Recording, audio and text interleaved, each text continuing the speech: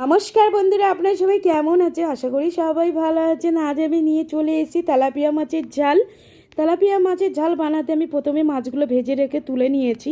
এবার কড়া থেকে দিয়ে দিলাম কালো জিরে, তবে কালো জিরে আমি 1 চামচ দিয়েছি। যেহেতু এটা ঝাল হবে, পেঁয়াজটাকে লাল লাল করে ভেজে আমি আলুটা ইউজ করলাম। আপনারা পারলে আলুটা দিতে পারেন, নাও দিতে পারেন। তবে দিয়ে দিলাম আদা বাটা, একটু নুন, হলুদ, লঙ্কা, একটু জিরের গুঁড়ো, সব কিছু আমি দিয়ে দেবো। তবে বাটা মশলা, শিলে বাটার মশলা দিয়ে যদি বানানো যায় তেলাপিয়া মাছটা খেতে খুবই ভালো লাগে, সুস্বাদু। তবে হাতে সময় ছিল না, তার জন্যে আমি এটা গুঁড়ো মশলা দিয়ে আমি বানিয়ে দেখাচ্ছি। ভালো করে নাড়াচাড়া করে নিতে হবে। একটু জল দিয়ে আমি কষাবো, একটু হালকা গরম জল দিয়ে দেবো, দিয়ে আমি একটু কষিয়ে নেবো। দেখতে পাচ্ছেন মশলাটাতে ধরে যাবে, না হলে ভালো করে কষিয়ে নেবেন।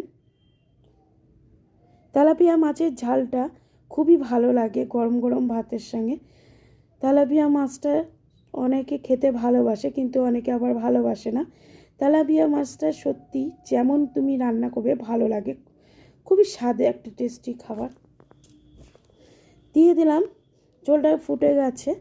এবার দিয়ে দিলাম তেলাপিয়া মাছগুলো, দিয়ে আমি এক এক করে মাছগুলো ছেড়ে দিয়ে আমি এখানে 10-15 মিনিট ঢেকে রেখেছিলাম। দিয়ে দেবো কাঁচা লঙ্কা চিড়ে।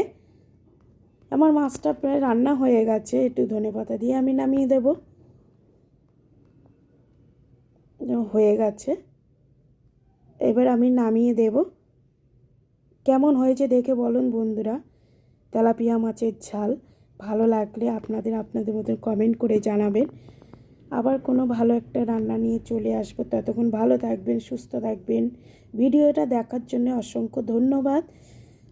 টাটা বন্ধুরা।